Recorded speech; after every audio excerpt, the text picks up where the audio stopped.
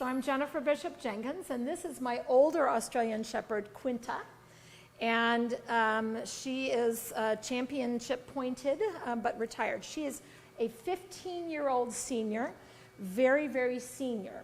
And so one of the things that when you are grooming a senior dog that you want to remember is that these large breed dogs and these giant breed dogs especially, they really are, you can see her back starting to break down.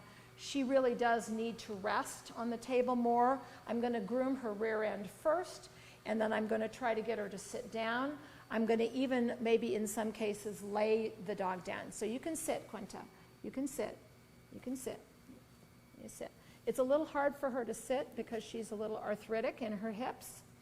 But we want to try to give her as easy time of it on the table as possible. And we also are more mindful of their need for potty breaks, water, rest, and so on. And when I lift her legs to work on a foot, I'm going to keep it much lower because they have arthritis and they don't have as much flexibility in their joints.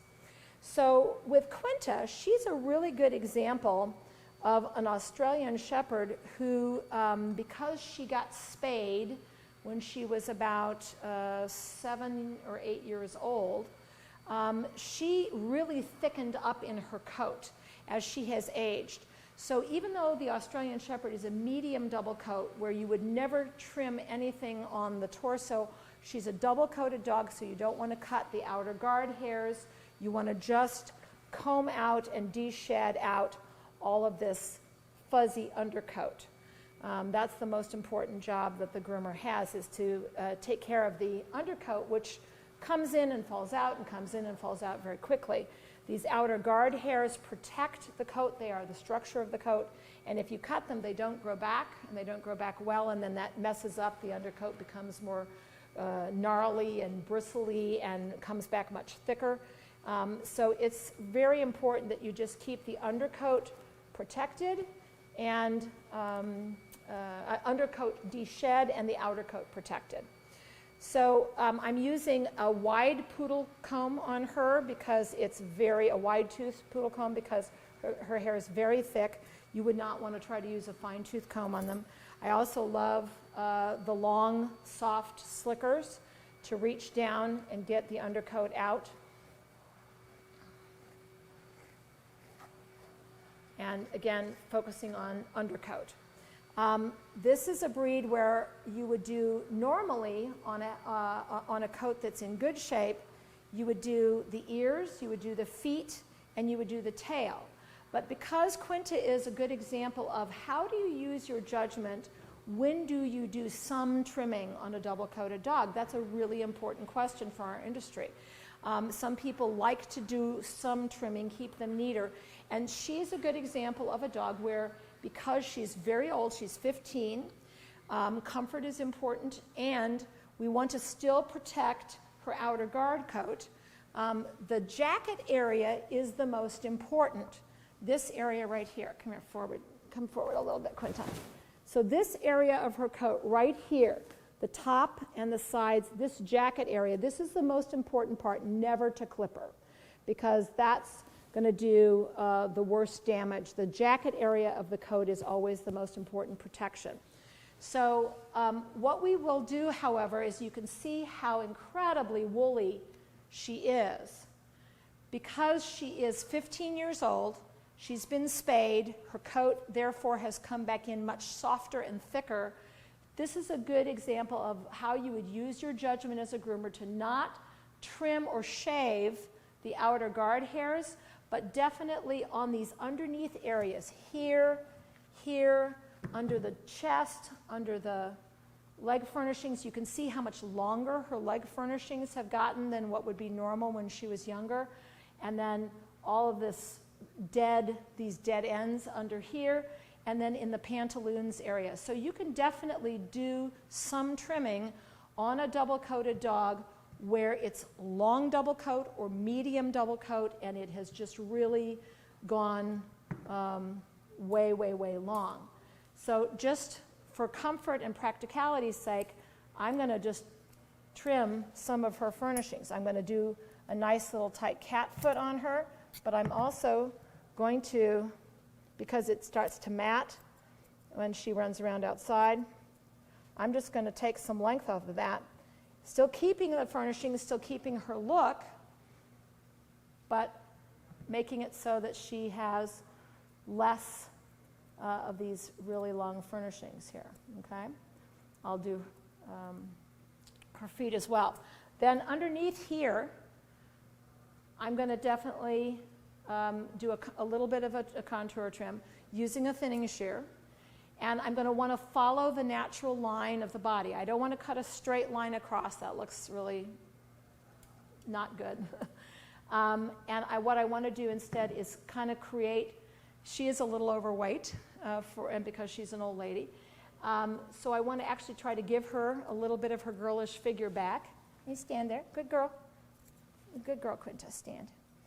And I'm going to actually thin up her underline right here at the tuck-up so that it goes up, follows the tuck-up line, and makes it look like she has a little bit more of a waist. So I'm angling my thinners upwards into a V in this tuck-up area. Okay? And then I'm just taking some length off. And I actually did trim some length off of her belly just a couple of weeks ago as well. I believe it was for a picture article from Groomer to Groomer magazine. And so thin these down. And then, of course, shape the feet into the cat foot, straight down. We've trimmed her pads. Okay? So you can definitely, after you've de-shed the undercoat, really good combing out, and she's in shedding season right now, so I could pull undercoat out of her all day long probably. Using that high velocity dryer when they're in the bathtub, when they're in the conditioner, to actually really loosen up that undercoat. She's really got some big clumpy undercoat. Okay? And then on the furnishings in the back, her pantaloons, if you will. After we do the Aussie smile on her tail, you want to do a nice, you can definitely, because she's got so much extra length here, I'm not going to cut into the undercoat. I'm going to identify where the undercoat is profuse and coming in, and all I want to do is just shape the outer coat where these dead ends are, okay? And I had just cut this about a month ago, and it was actually way out to here. She had dead stringy ends that were really, really, really long. So again, just using thinning shears, I like to start at the hock line and keep the pantaloon area above the hock. That helps to make her look a little bit skinnier as well and more trim. And rounding that. You can actually use scissors and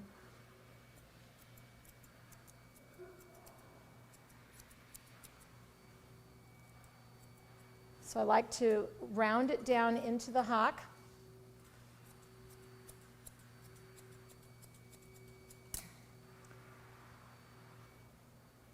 And then on her hock hair, again, and I'm going to support her very carefully because she's so old, and I'm barely going to lift her leg, but we want to come around the base of that foot. There you go, good girl.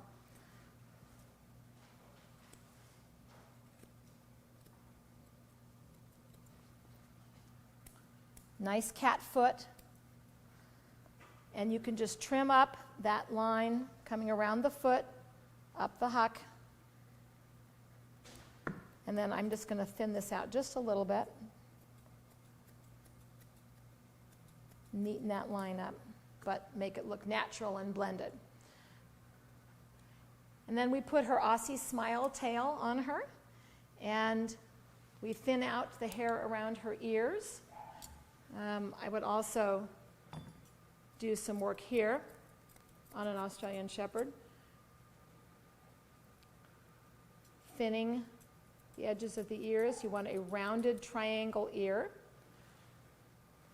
and you want to neaten up any sticky outy hairs and anything that's under the ear that makes it stick out funny. So you can, when she is in alert, she's to have a rounded point to the triangle, rounded triangle point on her front of her ears.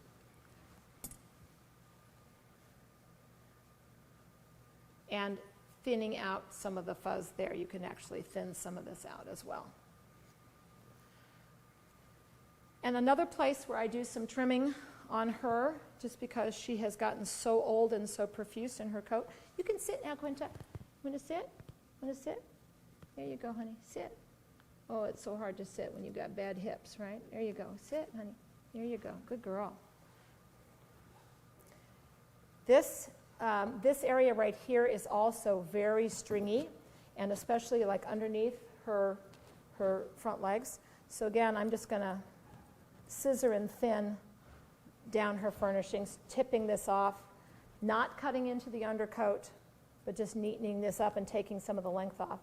And again, I had just done this like a month ago. She actually had very profuse coat because she's spayed and she's older. And this is just a different situation. I would never do this to a young Australian Shepherd who's in a normal, healthy coat. It's an unaltered coat. But again, it's still long, it's still natural. I haven't cut up into the undercoat.